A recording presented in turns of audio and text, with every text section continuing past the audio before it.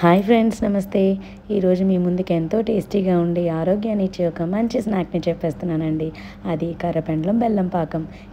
ఈ దుంప పాకం పెట్టడానికి ముందుగా మనం ఒక 1/2 కేజీ దుంపలను తీసుకొని చక్కగా మట్టి లేకుండా వాష్ చేసుకోవాలి. ఇలా రౌండ్గా పీసెస్గా కట్ చేసుకొని ఈ ముక్కలన్నిటిని ఒక బౌల్ తీసుకొని అందులో ట్రాన్స్ఫర్ చేయాలి.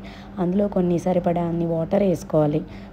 ఫస్ట్ ఉడకబెట్టేటప్పుడు ఇందులో సాల్ట్ వేసుకోకూడదు, గుర్తుంచుకోండి. ఆ తర్వాత మనం సాల్ట్ వేసుకుందాం. ఈ దుంపలో ఎన్నో ఖనిజాలు, iron, calcium, potassium, magnesium, manganese, అలానే విటమిన్ ఏ అండ్ సి ఎన్నో ఖనిజాలు ఉన్నాయండి. అలానే ఈ దుంపలతో ఎన్నో స్నాక్స్ లైక్ చిప్స్ లాంటివి కూడా చేస్తారు. సగ్గుబియ్యం కూడా తీస్తారండి.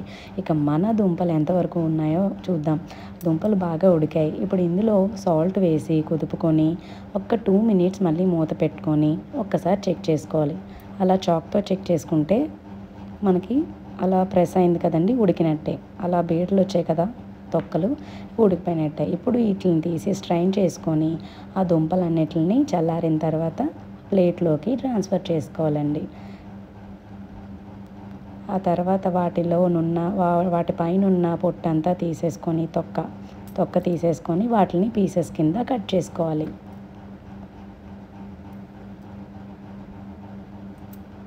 ఇలా కట్ చేసిన పీసెస్ని మనం పాకం పెట్టుకుందాం. ఈ పాకానికి 200 గ్రామ్స్ బెల్లం తీసుకొని ఒక బౌల్లో పాకం వేసి గిన్నెలోని టీ గ్లాస్తో వాటర్ సరిపోతుందండి. ఆ వాటర్ వేసుకొని బాగా మరగబెట్టుకోవాలి, బెల్లం కరిగేంత వరకు.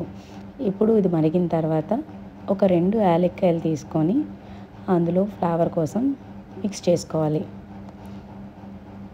ఇలా బాగా మరుగుతుండగా మనం కట్ చేసిన పీసెస్ ఉన్నాయి కదండి, ఆ పీసెస్ని మనం అందులో వేసుకొని గరిటెతో కలుపుకోవాలి. ఇలా బాగా కలుపుకొని ఆ పాకం వచ్చేంత వరకు, ఆ దుంపలకి పాకం పట్టేంత వరకు అలా కలుపుకోవాలండి. ఇప్పుడు చూసారా, ఆ థిక్నెస్ వచ్చేసింది. ఎట్ లాస్ట్ దీన్ని తీసేసి మనం బౌల్లోకి ట్రాన్స్ఫర్ చేసుకోవాలి. కర్రపెండలం బెల్లం పాకం రెడీ అండి.